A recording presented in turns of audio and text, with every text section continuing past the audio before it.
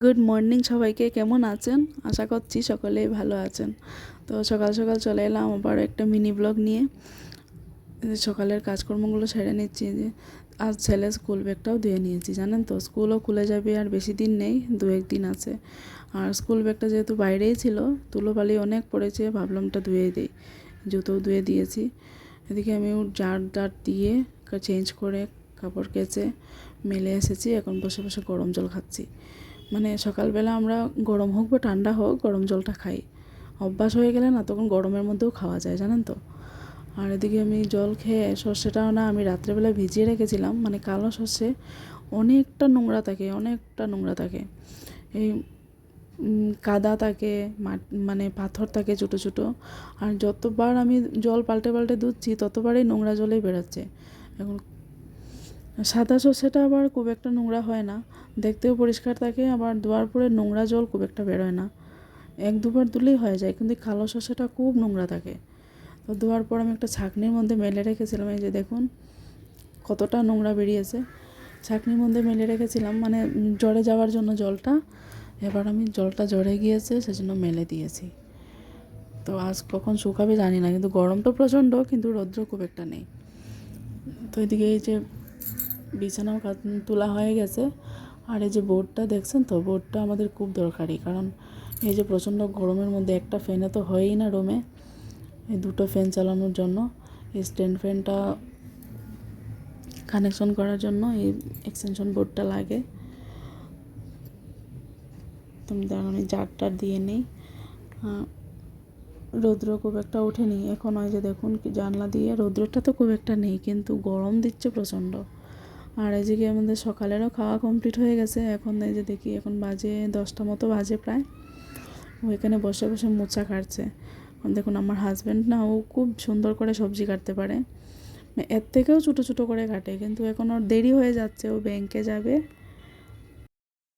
ওর তাড়াহুড়ো না থাকলে ও এর থেকেও সুন্দর করে কাটে। আর জানেন তো যে কোনো সবজি মানে কাটতে মানে সুন্দর করে কাটলে খেতেও ভালো লাগে।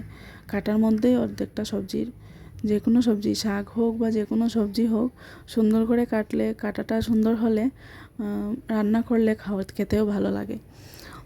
তো এদিকে ও কাটছে আর আমি এদিকে পরিষ্কার করে নিচ্ছি। সকালবেলা না আমাদের রান্নাঘরটা পরিষ্কার ভালো করেই করি প্রতিদিনই। মানে আমার শাশুড়ি মা উনি নিরামিষ খান, তো রাত্রেবেলা রান্নার পরও ভালো করেই গ্যাস ট্যাস মুছে নেই, দুপুরবেলাও মুছে নেওয়া হয়।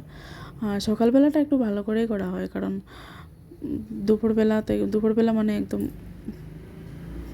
মানে সকালের কিছু থাকে না। সকালের কিছু থাকলে আমরা দুপুরবেলা রান্নাতে সেটা মানে ছোঁয়া লাগাই না, আলাদাই রেখে দিই, ভাত থাকুক বা কিছু থাকুক। এমনিতে আমাদের 3বারে আমরা ভাত খাই। তো এদিকে আমি পরিষ্কার করে নিই। আর এই যে আচারগুলো দেখছেন তো, এগুলো সব ঘরে বানানো আচার। এখানে আমের আচার আছে, লঙ্কার আচার আছে, রসুন দিয়ে আবার আমের আচার আছে। তো পরিষ্কার করে নিয়ে যে মাছ এনেছে 2 রকমের, এটার মধ্যে রুই মাছ আছে বড় গামলাটার মধ্যে, আর এখানে আছে ছোটো মাছ। তো আমি এবার মাছগুলোকে কেটে নেব। মাছ টাছ ধুয়ে স্নান করে চলে এসেছি এবার পুজো করতে।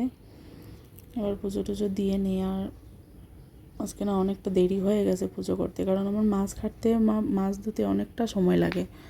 তো আমি এদিকে লেবু দিয়ে আর নুন দিয়ে এই পিতলের বাসনগুলো ধুয়ে নিই, তখন মানে বেশি পরিষ্কার হয় দেখতে।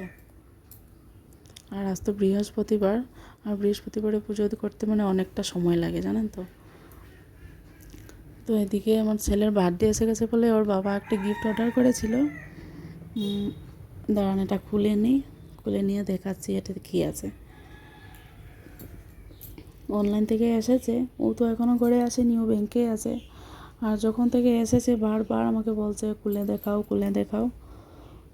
তো আমি আবার খুলে নিই। দেখুন কী এক্সাইটমেন্ট।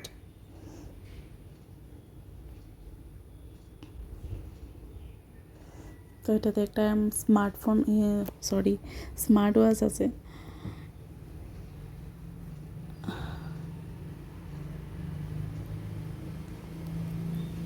দেখুন নিজেই খুলে নেবে এরকম অবস্থা হচ্ছে। মানে যখন থেকে এটা এসেছে তখন থেকেই বলছে মা খুলে দেখাও। তো আমি এটা খুলে নিয়েছি, এটাকে আবার এখন লাগিয়ে দিতে হবে বেল্টগুলা, সব ইয়েগুলো আলাদা আলাদা করা আছে। এই যে ঘড়িটা,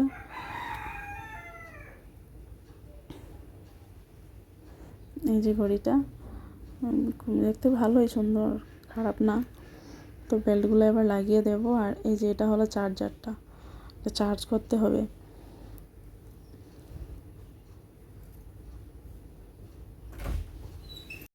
তো আজকের মতো এটুকু, বাই বাই। তো আজকের মিনি ব্লগটা কেমন লাগছে অবশ্যই কমেন্ট করে জানাবেন।